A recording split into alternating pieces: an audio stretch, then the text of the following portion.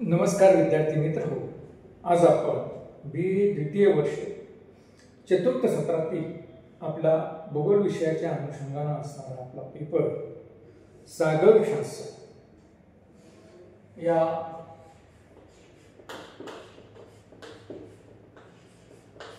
सागरशास्त्र यालाच आपण ओशनोग्राफी असे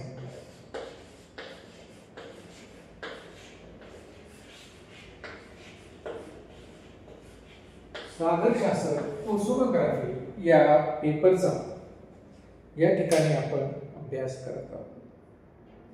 मित्रांनो, सागरशास्त्राचा अभ्यास करत असताना आपण मागील तासामध्ये सागरशास्त्राची असणारी व्याख्या बघितली.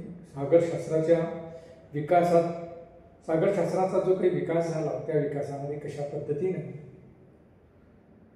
वेगवेगळ्या खलासांनी महत्त्वाची भूमिका बजावली हेही आपण मागील तासामध्ये बघितलं.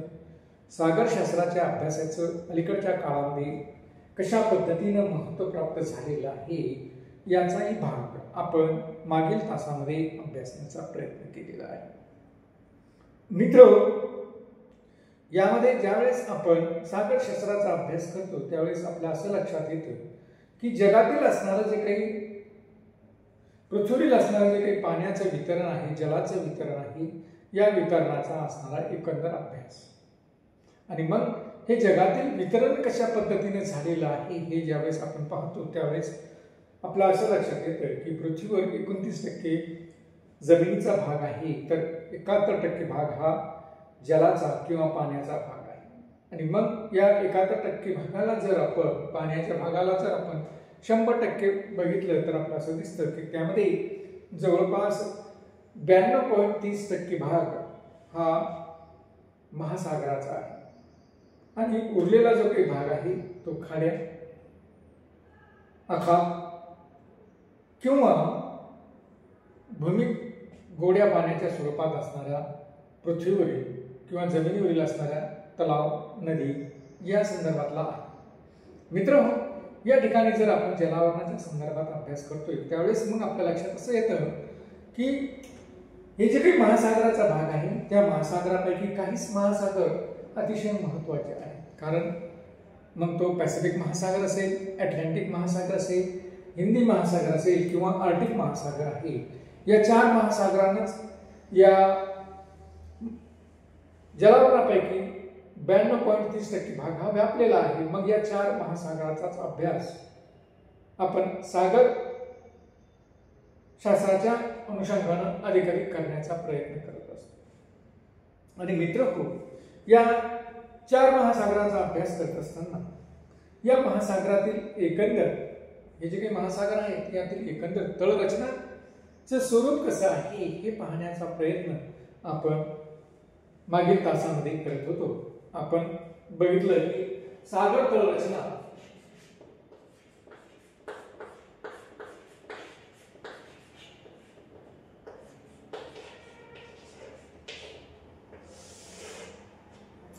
सागर तळरचना किंवा आपण त्याला ओशन फ्लोअर असं म्हटलेलं आहे. हे सागर तळरचनेचा भाग आपण पाहत होतो आणि त्यामध्ये आपण बघितलं की ज्या पद्धतीने पृथ्वीवर पर्वत, पठार आणि मैदाने आहेत त्याच पद्धतीने महासागरामध्ये देखील विविध प्रकारचे सागर तळाचे विविध प्रकारचे भूआकार अगदी पाण्याच्या खाली समुद्रामध्ये आपल्याला हे आढळून येतात. आणि त्यापैकी पहिला भूआकार आपण बघितला तो म्हणजे भूखंड मंच. त्यानंतर भूखंड मंच, त्यानंतर दुसरा भाग आपण बघितला तो म्हणजे खंडांत उतार,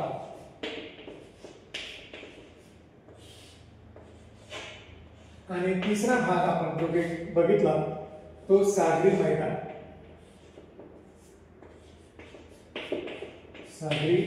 मैदान. तर मित्रांनो, हे 3 भाग आपण मागील तासामध्ये अभ्यासलेले आहेत. आज आपल्याला या भागापैकी एक भाग की जो या ठिकाणी सागर तळरचनेचा एक भाग आहे, अशा पद्धतीने असणारा जो काही भाग आहे तो आहे जलमग्न पर्वतरांगा।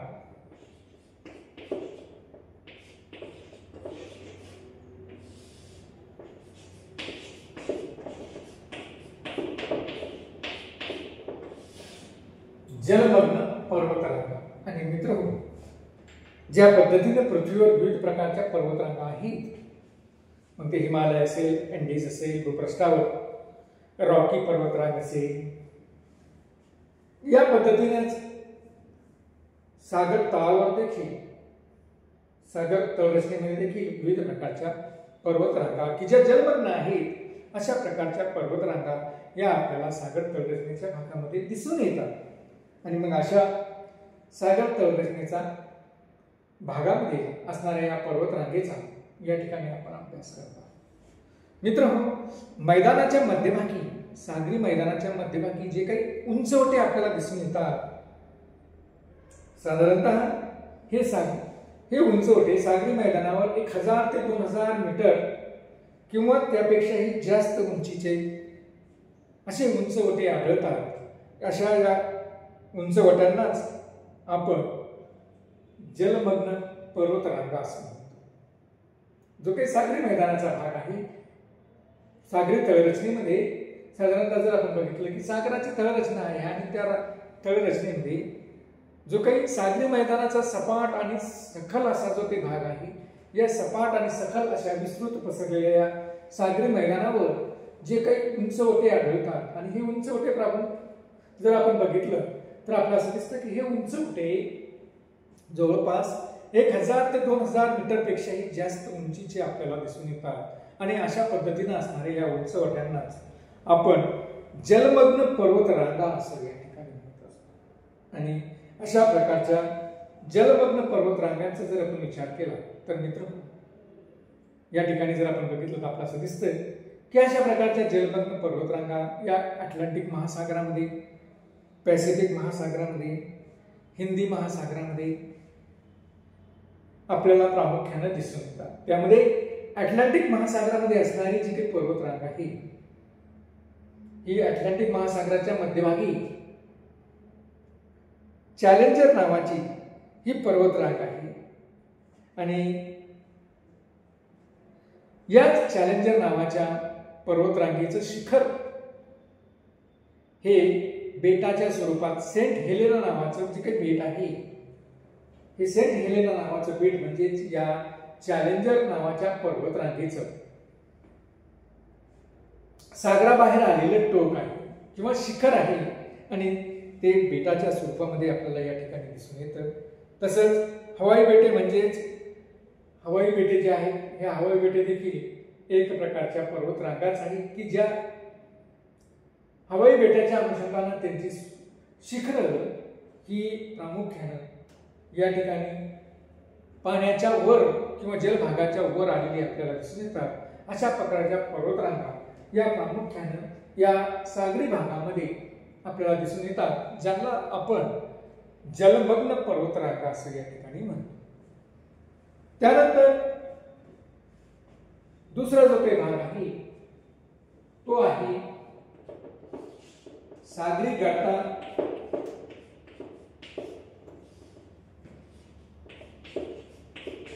किंवा डोह।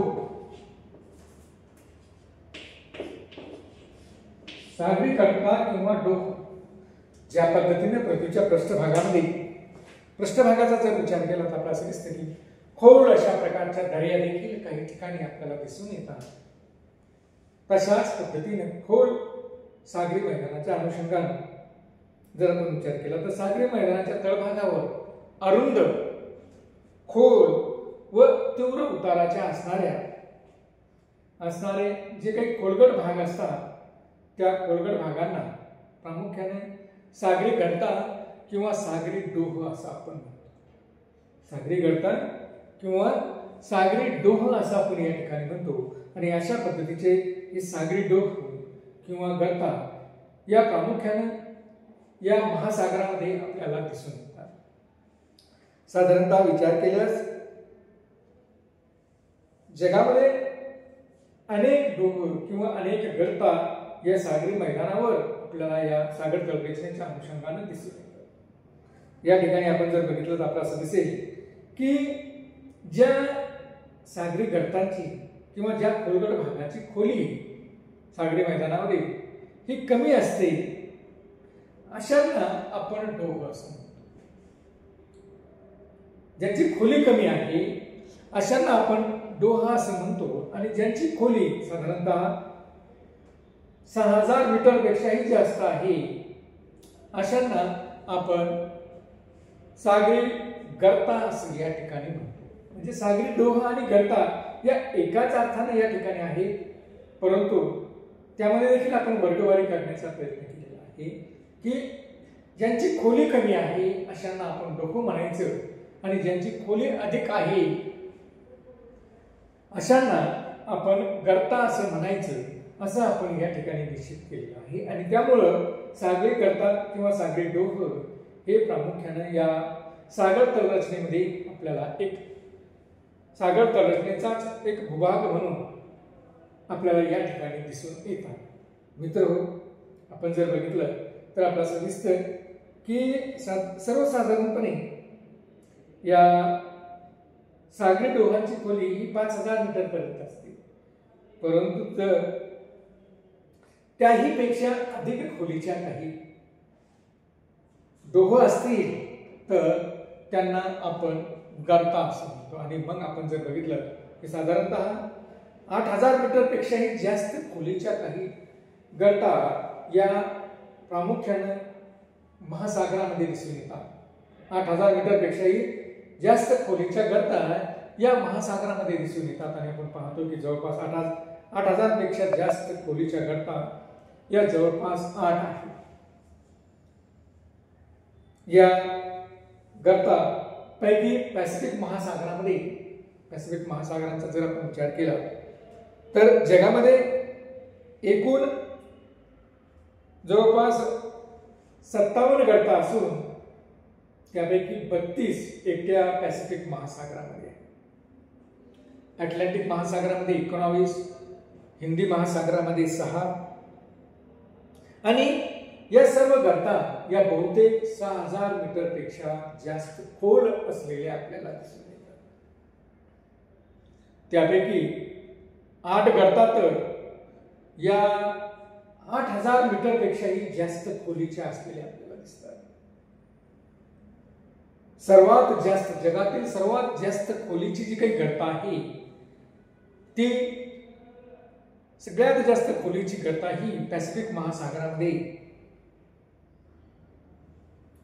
पश्चिमेकडे फिलिपाईन्स बेटाजवळ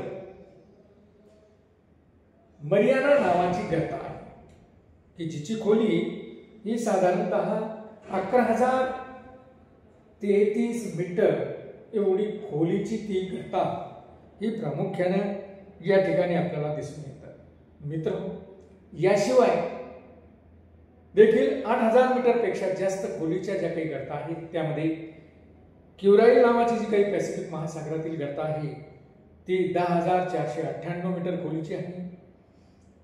फिलिपाईन्स नावाची जी काही गर्ता आहे ती पॅसिफिक महासागरामध्ये आहे आणि ती 10475 मीटर खोलीची आहे।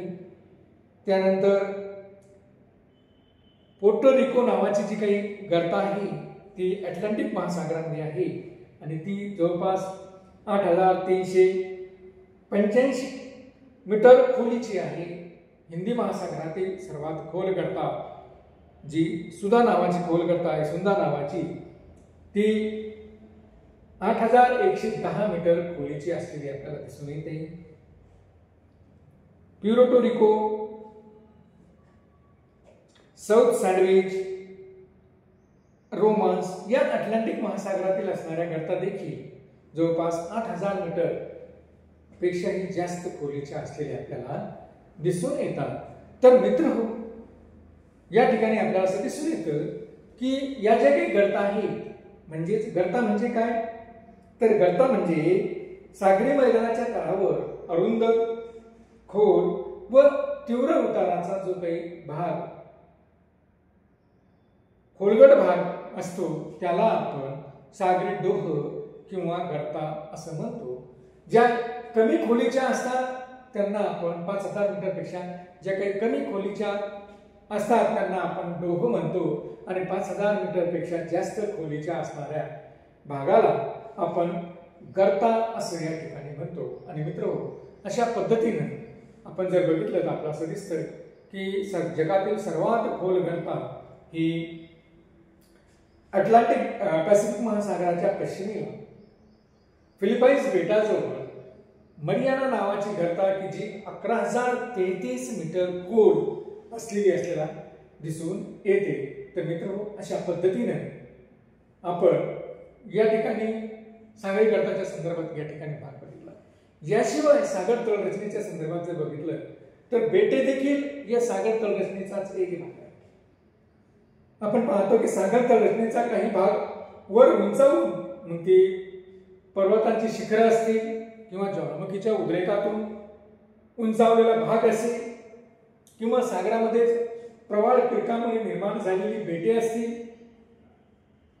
किंवा भूमिखंडाचाच असणारा एखादा भाग हा महासागरामध्ये वर उंचावला गेलेला असेल तर अशा पद्धतीने ही जी काही सागरी बेटे आहेत ही सागरी बेटे देखील प्रामुख्याने या ठिकाणी या सागर तळ रचनेचाच एक भाग आहे. म्हणून बेटे देखील या ठिकाणी आपण असं म्हणूया की सागर तळ रचनेच्याच भागामधला एक भाग या ठिकाणी आहे.